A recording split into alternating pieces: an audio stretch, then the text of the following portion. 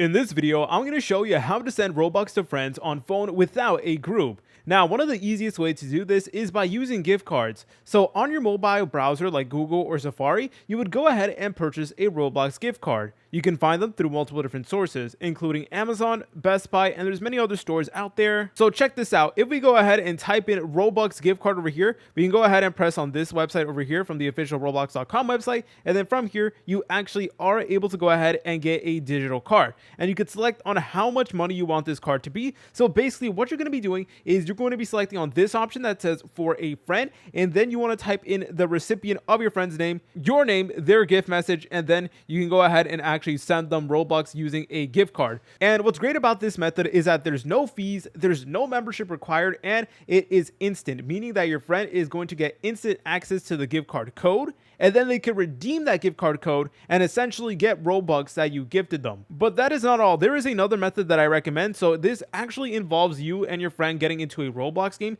the friend that you want to give your Robux to, and you guys want to go to this game called Please Donate. And basically this is a game mode where you can go ahead and gift Robux. So let's say you already have Robux in your account and you can't get a gift card. Then this is the method that you would do. You would go ahead and just open up Please Donate right over here.